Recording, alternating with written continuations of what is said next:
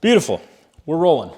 Today we're going to talk about something near and dear to my heart, which is language, the words that we choose and how important those words are in the way we view ourselves, in the way that other people view us. Last Friday, I was talking with a teammate of mine, and we were talking about the afternoon. There were a couple meetings that were to be had, and a couple of those I wasn't sure I was going to get to because of a family reunion I was going to. I told my teammate, I'm probably not going to be at the tail end of X meeting because I have to be at a reunion in another city. I quickly caught myself, retracted that, and said, I'm going to be at a reunion in another city, probably won't catch the tail end of that meeting. What is the difference? It's subtle, but there's a difference, and it's a big difference. One, I have to. Two, I'm choosing to. The perception is very different between those two things. One is victim. I'm victim to the situation. I am giving power to other people or situations over me, and they are necessitating that I do a certain thing, right? Is it truly compulsion that I need to be at this family reunion? That's arguable. No, it's not. I'm kidding. It's choice. It is absolutely choice. I do not have to be anywhere. I could be anywhere I choose to be, doing any set of activities I choose to do. I don't have to be here. I don't have to be there. I don't have to be at the reunion. I don't have to be with my family. I don't have to take care of my girls. I don't have to do work. I don't have to do any of those things. Now, do I have a responsibility to? Do I have a duty to? Yes, but there's a difference. I choose to fulfill that duty. I choose to fulfill that responsibility. There's something freeing about that. And I was talking to my wife about this the other day. You, wife, do not have to be with me. I, husband, do not have to be with you. We choose to be together. That commitment and acknowledging that it's a choice is really freeing.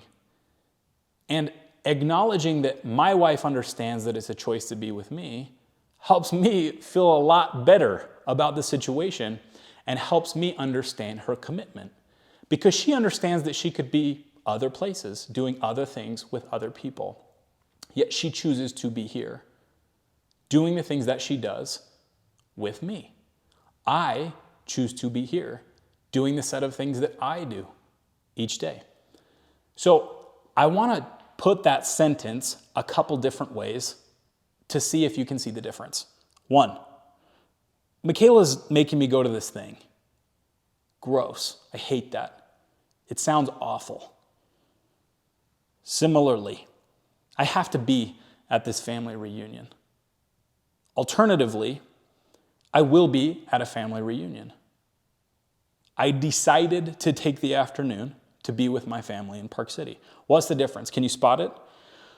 One, as I said originally, it's a victim mindset. Things are being done to me. My environment is acting on me. I am object. Two, I'm agent. I'm acting on my environment. I'm imposing my will. Now that sounds really strong. I'm imposing my will. Things won't always go according to plan, and we don't always have control. But 99% of the time, we can influence the outcome. True compulsion exists, and let's allow for that. Let's give space for that. But it's probably 1% of the situations. Probably not relevant most of the time. So over the next 24, 48 hours, pay attention to how many times you say, I have to. I'm terribly guilty of this. I've done it so many times. And I'm trying to pay more attention to the words that I use because it makes a difference. The more power you give to other people and environment and situation over yourself, the less ability you have to choose. Really, you give that away. You give that away to people and situations. Alternatively, if you have an active, offensive posture, you're retaining that agency and you're saying, no, I won't be anywhere by compulsion. I will choose to be certain places and I will choose to do certain things. That ability to choose is the most valuable thing that we have on this green earth. It's the most valuable thing we could possibly possess. And we have to, how do I put this as passionately as I feel it? Almost vehemently defend our ability to make choices And that also has to do with the language that we choose. Note that the activity, in my case, the reunion, didn't change. Either way, I do the same set of activities. I show up, I go to the family reunion. But what's my posture going into that activity? I'm here because I have to be. I'm here because I have no other choice. Sure you do. Or I'm here because I choose to be here. The whole situation changes. My mindset of the activity changes. And others' perception of my engagement in the activity changes.